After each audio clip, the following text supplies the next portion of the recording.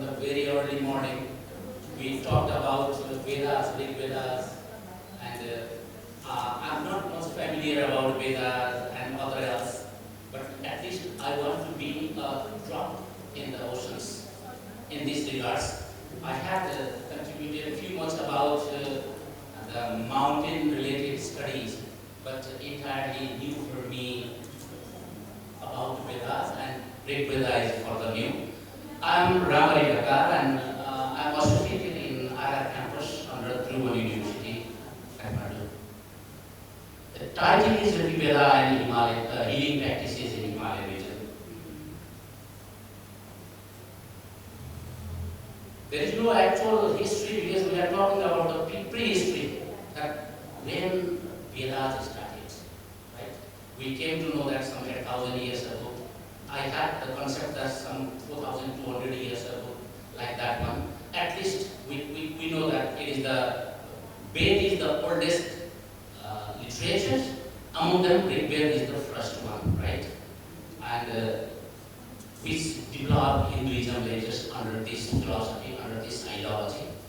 And it consists of 1,028 poems which portrays the earlier lives. It gives the various dimensions of the social lives. Among them, the medicine and healing related dimension is the one which I am going to explore. And definitely it is about secondary sources. I tried my best to find the literatures and the source peoples. It is the holistic approach, and even the medicines and healing is also the holistic idea, right?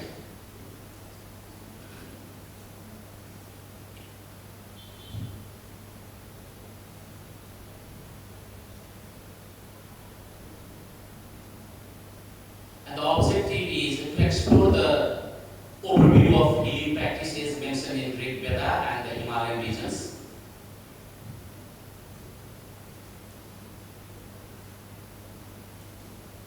There is no mention about Nepal in the literature, but it talks about the mountain regions, right? The mountain regions includes most of the parts of the northern part of Nepal as well as present India also. So that points out that Nepal is also the source of knowledge on the basis of Veds, right?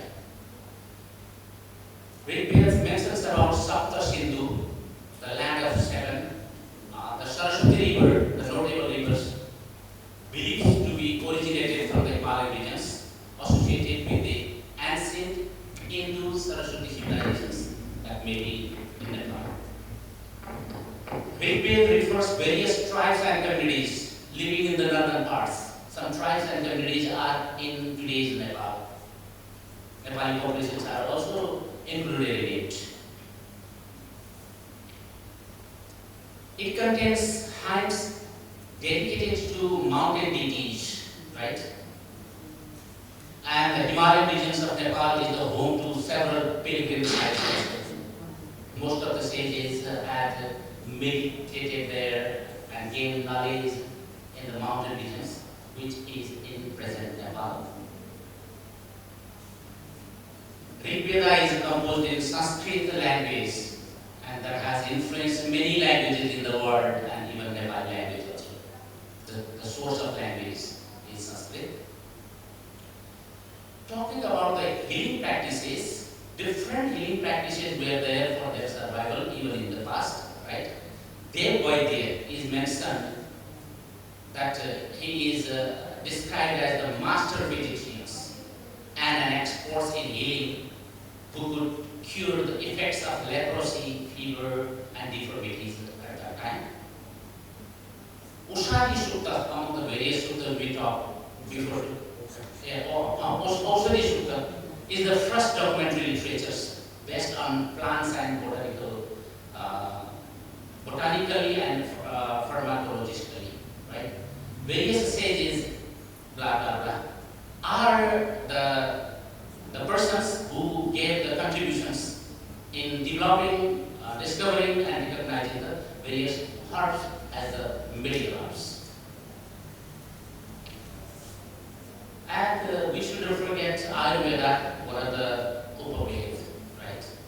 Talks about three forms, air, files, and phylum, right? In the unbalance of these three things creates the health-related problems. Even today, it's much popular and the oldest practice.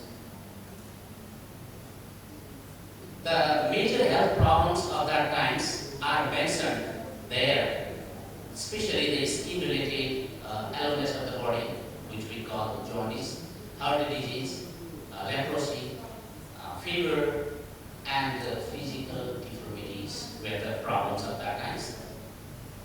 And the causes of the problem mentions in the Vedic text that